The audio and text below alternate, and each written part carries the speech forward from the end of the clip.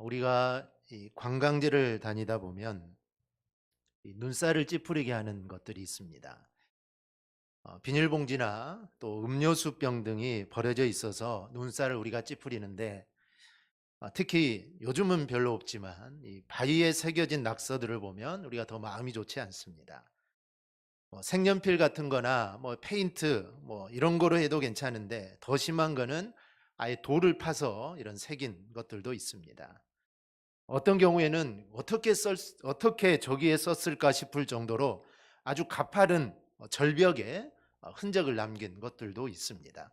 우리나라 속담에 호랑이는 죽어 가죽을 남기고 사람은 죽어 이름을 남긴다라는 말이 있습니다. 그래서 그런지 이 사람들은 어떻게 해서든지 이 자신의 이름을 비정상적인 방법으로 이렇게 남기려고 합니다. 근데 그런 것이 국내뿐 아니라 이 외국 유명 관광지에도 그렇다고 합니다.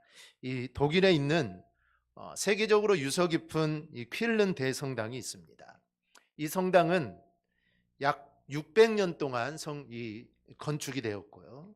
유네스코 세계 문화유산으로 등록이 되어 있습니다. 그리고 이 동방박사의 유해가 여기에 보존되어 있다 하고 이렇게 전해지는 곳이 이 퀼른 대성당입니다. 그런데 여기에도 우리 한국 사람들의 흔적이 남아 있죠. 저기에도 있고, 저기에도 있습니다. 이거는 이제 대한민국 망신을 주는 거죠. 대한민국 망신을 주는 겁니다. 참 안타까운 일들이죠. 어떻게 보면은.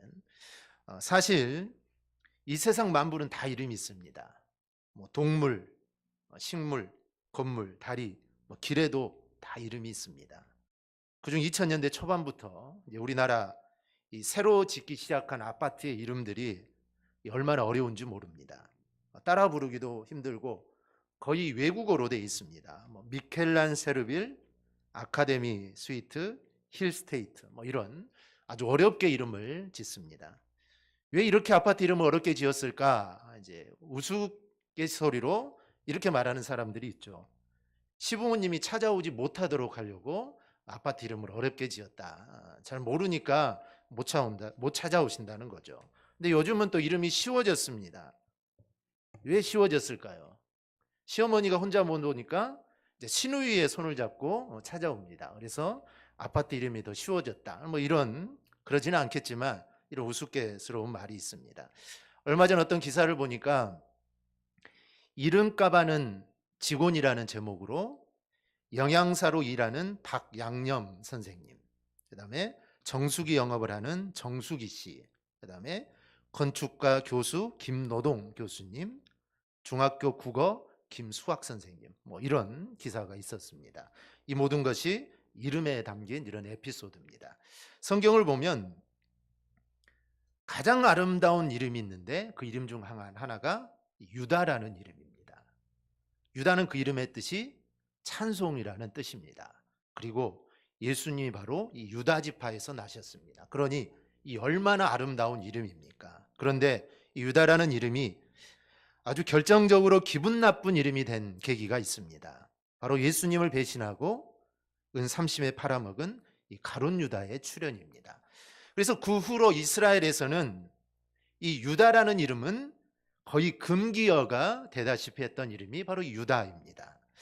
우리가 지금 북이스라엘의 왕들을 살펴보고 있는데 여기에도 아주 기분 나쁜 왕 이름이 하나가 있습니다. 그것은 바로 이 여로보암입니다.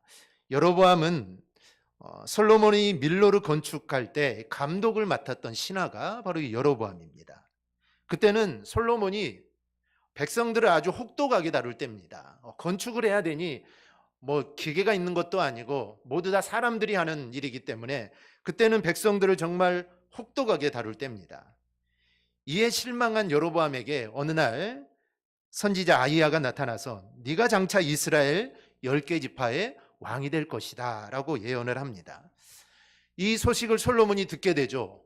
솔로몬이 가만히 있을 수가 없습니다. 그래서 여로보암을 잡아다가 죽이려고 하자 그가 애굽으로 도망하여 이 시삭 왕의 보호를 받으며 도피 중에 있습니다. 그러다 솔로몬이 이제 죽었다는 소식을 듣고 다시 고향으로 돌아옵니다. 근데 솔로몬의 아들 르호보암이 왕이 되었는데 이 르호보암은 아버지 솔로몬보다 백성을 내가 더 엄히 다루겠다라고 이렇게 공포를 합니다. 이런 어리석은 결정으로 인해서 여로보암은 북방 열 지파의 지지를 받아 이 왕위에 올랐던 사람입니다. 그런데 이렇게 솔로몬의 학대를 받던 사람입니다. 솔로몬이 얼만큼 백성들을 학대했던 것을 자기의 눈으로 본 사람이고, 그리고 어찌 보면 자신도 그 학정의 피해자입니다. 그럼에도 불구하고 그는 하나님을 잘 섬기고 백성을 잘 섬기면 좋았을 텐데 그는 그렇게 하지를 못합니다. 여로보암이 다스리던 땅은 이 사마리아와 갈릴리 지방입니다. 그런데 성전이 남쪽인 유다에가 예루살렘 성전이 있습니다. 그래서 백성들이 명절이 되면 하나님께 예배를 드리기 위해 국경을 넘어 남유다로 다 내려갑니다. 이 내려간 사람들은 아무 생각 없이 그냥 하나님께 예배를 드려야 된다라는 그 이유 하나만으로 그들은 국경을 넘어가게 됩니다. 그런데 여로보암은 백성들이 자신을 배반할 염려가 있다라고 생각을 하고 금송아지 2개를 만들어서 하나는 북방의 끝에 있는 단에, 하나는 남방 끝에 있는 베델에 두고 그것을 하나님이라고 말하고 그것을 섬기게 합니다. 그리고 일반 백성으로 제사장을 삼았습니다. 이런 솔로몬의 학정으로 나라가 두 동강이 났죠. 솔로몬 때문에 나라가 2개로 나누어졌습니다. 그런데 신앙까지도 2개로 지금 나누어진 겁니다. 이것은 자신이 하나님을 배반하는 죄도 되지만 자신뿐만 아니라 백성들까지도 이렇게 우상에 빠뜨리는 죄가 된 것입니다. 그래서 북이스라엘 왕을 설명할 때마다 이 여로보암을 따라갔다는 말이 계속해서 나오는 겁니다. 그런데 이 악한 이름을 쓰는 사람이 또 한 명 나옵니다. 바로 요아스의 아들 여로보암입니다. 여로보암이 이렇게 악한 왕, 그리고 왕을 평가할 때마다 아마 아버지 얘기도 들었을 거고 계속 들었을 겁니다. 그런데 이 요아스는 아들 이름을 여로보암이라고 짓습니다. 그래서 이 두 사람을 구분하기 위해 오늘 우리가 배우는 이 사람은 여로보암 2세다라고 이렇게 말을 합니다. 이 여로보암 2세는 북이스라엘의 13번째 왕이 됩니다. 그리고 나라를 무려 41년 동안 다스린 왕입니다. 그럼 여로보암은 어떤 왕일까요? 먼저 여로보암 2세는 북이스라엘의 마지막 전성기를 이룬 왕이 이 여로보암 2세입니다. 본문 25절에서 27절을 보면 이스라엘 하나님 여호와께서 그의 종 가드에벨 아미떼의 아들 선지자 요나를 통하여 하신 말씀과 같이 여로보암이 이스라엘 영토를 회복하되 하맛 어귀에서부터 아라바 바다까지 하였으니 이는 여호와께서 이스라엘의 고난이 심하여 매인자도 없고 노인자도 없고 이스라엘을 도울 자도 없음을 보셨고 여호와께서 또 이스라엘의 이름을 천하에서 없이 하겠다고도 아니하셨으므로 요아스의 아들 여로보암의 손으로 구원하심이었더라. 여로보암 2세는 41년 동안 통치했는데 그가 다스리는 기간 동안 선지자들이 많았습니다. 오래 다스렸으니 당연히 선지자들이 많겠죠. 대표적인 선지자가 요나와 호세아, 이 두 선지자입니다. 그런데 이 선지자가 많다는 것은 이 반드시 좋은 일만은 아닙니다. 우리가 선지자가 하는 일을 살펴봤죠. 선지자가 하는 일들은 하나님 말씀을 전하는 것인데 보통 선지자들이 전하는 말씀은 사람들의 죄를 책망하는 것입니다. 그래서 선지자가 많이 나왔다는 것은 그만큼 그 시대가 영적으로 타락하고 악했다는 그런 뜻입니다. 그런데 본문에 나오는 대로 이 선지자 요나가 예언한 대로 하맛 어귀에서부터 아라바 바다까지 영토를 확장하게 됩니다. 즉 악한 왕이었는데도 나라를 확장을 하게 되죠.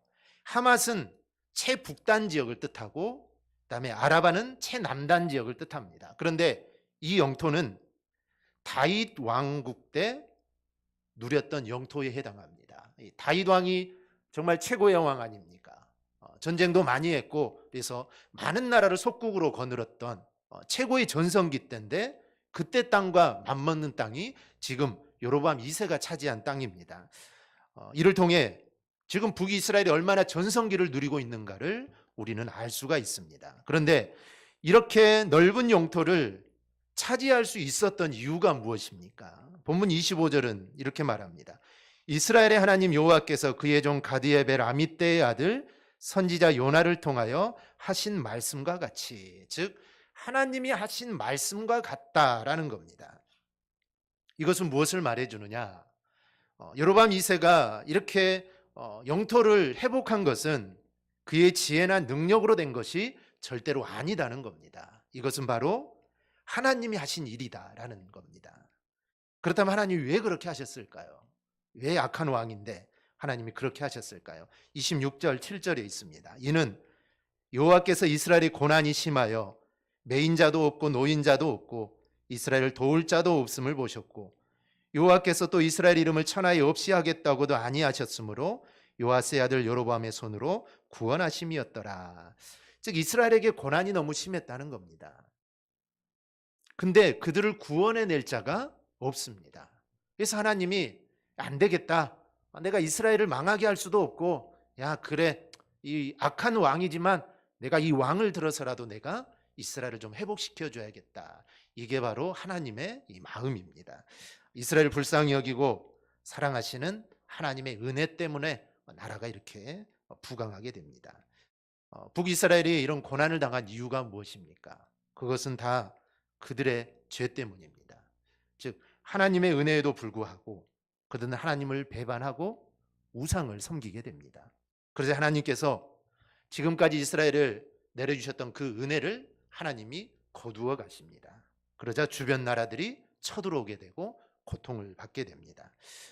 광야에서 이스라엘 백성들이 불뱀에 물린 일들이 있습니다.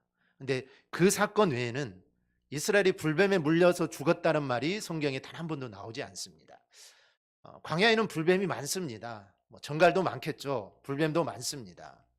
그런데 하나님의 은혜가 이스라엘을 품고 있기 때문에 그 불뱀들이 이스라엘 가까이 오지를 못하는 겁니다. 즉 하나님의 은혜죠. 그런데 하나님의 은혜를 거두어 가시니까 그 불뱀들이 이스라엘을 와서 물기 시작하는 것입니다. 그래서 그 광야에 있었던 이 놋뱀 사건은 하나님의 은혜가 떠난 사건입니다.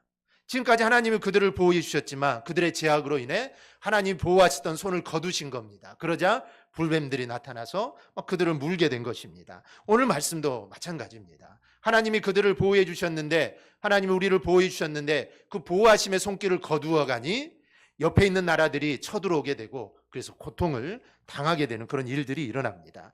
말하자면 지금 이스라엘, 북이스라엘이 당하는 고난은 그들 스스로 자초한 것입니다. 그들이 하나님 말씀에 순종하고 우상을 섬기지 않았다면 이런 고통을 당하지 않을 겁니다. 그러니 어디에 원망할 수도 없고 누구한테 하소연할 수도 없는 그런 상황입니다. 그러나 하나님은 그들 스스로 그렇게 고난을 자처했지만 그들의 고난에 대해서 하나님 모른 척 하지 않으십니다. 하나님은 여로보암을 도와 그들을 이방의 압제에서 구원해 주셨던 겁니다. 이유는 단 하나입니다. 그들이 당신의 백성이기 때문입니다. 비록 그들이 악하다고 해도 그래도 당신의 백성이기에 차마 그들의 고난을 방관하지 못하시고 구원해 주신 겁니다. 이처럼 하나님은 자기 백성들이 당하는 고난을 차마 두고 볼 수 없는 정말 자비로우신 하나님이십니다. 마치 부모가 자기의 자녀가 아무리 말을 안 듣고 아무리 악해도 그를 불쌍히 여기고 그가 잘 되기를 바라고 그를 긍휼히 여기는 마음과 똑같습니다. 하나님도 정말 자비로우신 분입니다. 우리는 이 하나님의 자비로우심을 우리는 깨달을 수 있어야 합니다. 그래야 여러분들이 어떤 이유로든 정말 고난에 있다면 자기 백성의 고난을 차마 두고 보지 못하시는 이 하나님의 자비로우심을 기억하고 우리가 소망을 갖기를 바랍니다. 여러분의 고난이 여러분의 죄 때문에 고난을 당할 수도 있습니다. 아니면 사탄의 관계에 의해서 내가 고난을 당할 수도 있고요. 하지만 하나님은 절대로 우리가 고난 가운데 있는 것을 그냥 내버려 두지 않습니다. 물론 여러분의 죄로 인해 고난을 당하면 하나님은 좀 기다릴 겁니다. 우리가 회개하고 하나님께로 돌아오기를 하나님은 조금 기다릴 겁니다. 그래도 하나님은 참지 못하고 우리를 도우시기 위해서 하나님은 준비를 하고 계십니다. 그래서 중요한 사실은 하나님은 자기 백성의 고난을 절대로 외면하지 않는다는 겁니다. 이것이 하나님의 백성된 우리의 복입니다. 우리의 복이죠. 그런데 여로보암은 이 사실을 알지 못합니다. 그래서 교만해지고 자기 마음대로 우상을 섬깁니다. 신앙생활하는 가운데 가장 안타까운 것이 하나님의 은혜를 잘 알지 못하는 겁니다. 요한복음 1장 16절은 우리가 다 그의 충만한 데에서 받으니 은혜 위에 은혜로다 말씀을 합니다. 즉 우리는 모두 예수님께서 주시는 그 넘치는 은총을 받고 그 위에 또 받은 사람들이 바로 저와 여러분입니다. 사실 구원부터 시작해서 모든 것이 다 주님의 은혜입니다. 그래서 에베소서 2장 8절은 이렇게 말합니다. 우리 한번 함께 읽어볼까요? 함께 봅니다. 너희는 그 은혜에 의하여 믿음으로 말미암아 구원을 받았으니 이것은 너희에게서 난 것이 아니요 하나님의 선물이라. 아멘. 모든 것이 다 하나님의 은혜입니다. 그래서 시편 116편 12절에서 시편 기자는 내게 주신 모든 은혜를 내가 여호와께 무엇으로 보답할까? 이 말은 보답할 길이 없다는 것입니다. 왜냐하면 너무 큰 걸 받았기 때문에 이것은 우리가 보답한다고 해도 보답할 수 없는 그 하나님의 은혜를 바로 저와 여러분들이 받은 겁니다. 그래서 모든 것이 다 하나님의 은혜입니다. 그런데 이것을 기억하는 사람은 절대로 교만하지 않습니다. 그리고 자기의 의를 내세우지 않습니다. 오직 하나님만을 전심으로 따라갑니다. 왜냐하면 하나님의 은혜를 입었기 때문입니다. 그런데 문제는 이 사람들이 이것을 자꾸 인정을 안 하려고 합니다. 그래서 자기가 잘해서 그렇게 되었다라고 이렇게 생각하는 경우들이 많습니다. 내가 구원받은 것이 하나님의 은혜입니까? 아니면 내가 잘난 공로입니까? 내가 기도해서 하나님께 응답받은 것이 하나님의 약속 때문입니까? 아니면 내가 정말 기도를 열심히 했기 때문에 내가 응답을 받은 겁니까? 가만히 생각해 보면 내가 지금 살아있는 것부터 해서 모든 것들은 하나님의 다 은혜입니다. 그런데 우리는 이 사실을 잘 인정하지 않습니다. 그래서 내 공로도 좀 들어간 것 같고 내가 좀 무엇을 좀 한 것 같은 그런 느낌들을 우리가 받습니다. 이게 바로 신앙적 교만입니다. 신앙의 교만한 마음이 들어선 겁니다. 그래서 신앙적 교만을 우리 주님은 경계하십니다. 요한계시록 2장과 3장을 보면 책망받은 교회들이 있습니다. 그런데 다 여기에 해당이 됩니다. 에베소 교회도 그랬고 라오디게아 교회도 그랬습니다. 바리새인도 그랬습니다. 그들은 신앙의 교만이 든 것입니다. 그래서 주님께 다 책망을 받습니다. 근데 이것은 지금도 마찬가지입니다. 잘못하면 우리도 나도 모르는 사이에 이런 신앙의 교만들이 들기 시작합니다. 예배 조금 드리고 기도 조금 하고 봉사 조금 하고 자기를 내세우는 사람들이 있습니다.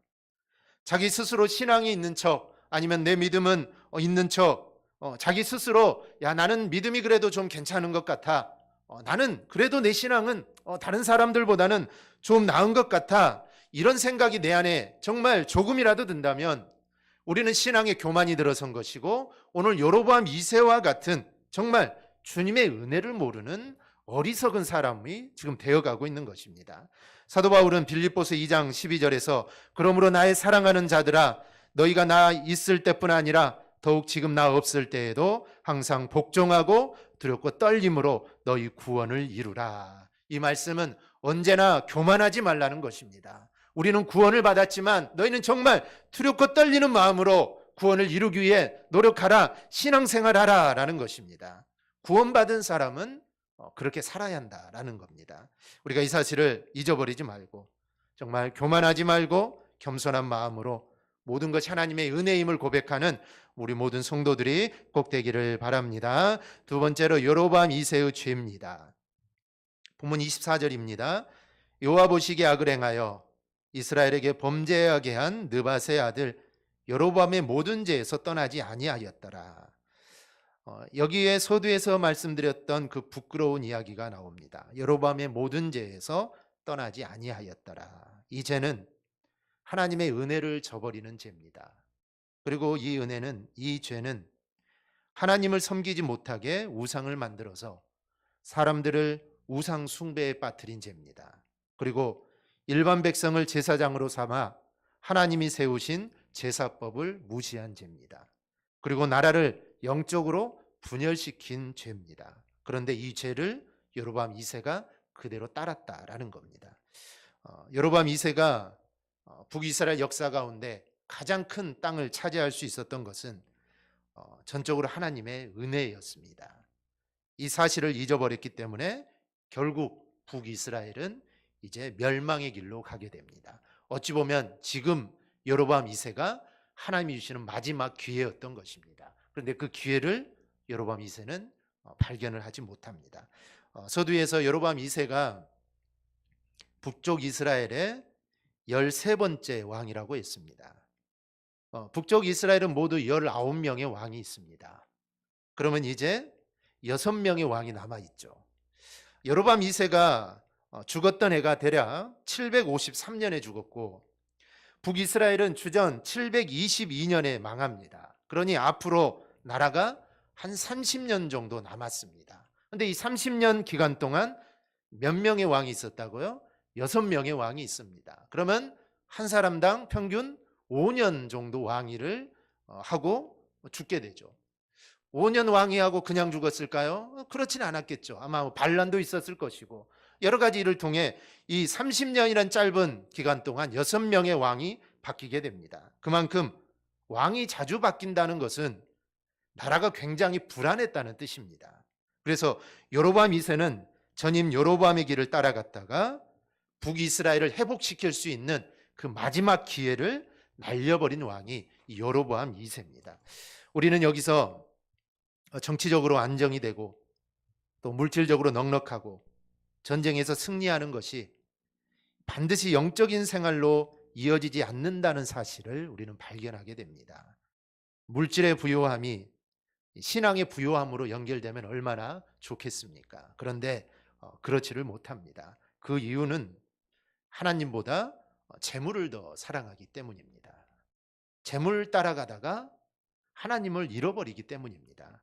그래서 지혜자는 잠언 30장 8, 9절에서 이렇게 기도합니다. 우리 한번 같이 봅니다. 함께 봅니다. 곧 헛된 것과 거짓말을 내게서 멀리 하옵시며 나를 가난하게도 마옵시고 부하게도 마옵시고 오직 필요한 양식으로 나를 먹이시옵소서. 홍내가 배불러서 하나님을 모른다 여호와가 누구냐 할까 하오며 홍내가 가난하여 도둑질하고 내 하나님의 이름을 욕되게 할까 두려워함이니이다. 아멘. 이 기도문은 우리가 잘 아는 아굴의 기도입니다. 아굴은 자신의 연약함을 정확히 알았습니다. 그래서 가난하게도 마시고 부하게도 마옵소서라고 기도를 합니다. 즉 지나치게 부했을 때 하나님을 잊어버리고 교만하게 될까 때문입니다. 반대로 지나치게 가난할 경우 고통을 견디지 못하고 말씀에 어긋난 행동을 해 하나님의 영광을 가리게 될 수도 있기 때문입니다. 물질의 부요함을 정말 최고로 생각하는 우리들에게 이 지혜자의 기도는 우리에게 많은 경각심을 줍니다. 그러니 우리는 여로보암 2세를 보면서 나를 볼 수 있어야 합니다. 나는 지금 어디로 향하고 내가 지금 무엇을 바라보며 내가 가고 있는가? 이거는 물질이 필요 없다는 말도 아닙니다. 지식과 명예가 필요 없다는 말도 아닙니다.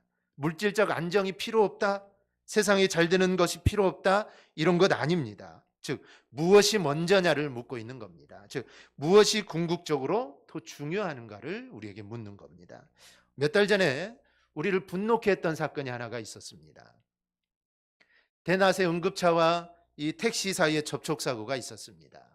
이 응급차 안에는 80세 고령 환자가 누워있는 상태였습니다. 다급한 상황이라 응급차 기사는 사고 처리를 나중에 하자라고 택시기사에게 제안을 했는데 여기서부터 이제 문제가 발생합니다. 택시기사는 사고 처리가 급하다, 죽는 환자도 아니지 않느냐, 죽으면 내가 책임지겠다 이러면서 응급차를 막아섰고 결국 이 환자는 병원으로 이송됐지만 어쨌든 사망에 이르게 된 겁니다. 택시기사에는 사고 처리 중요합니다.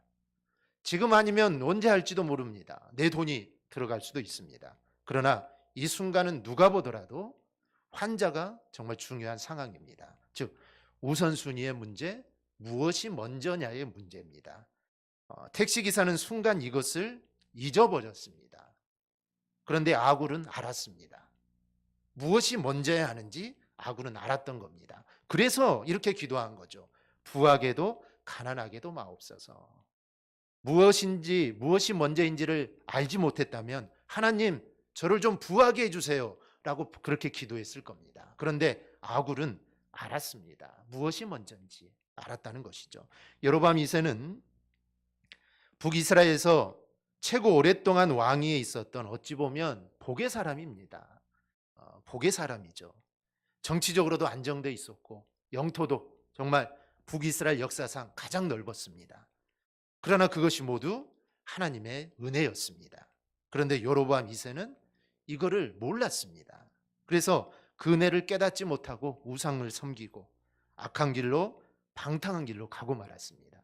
그래서 그 결과 그의 이름대로 그는 악한 왕이 되고 맙니다.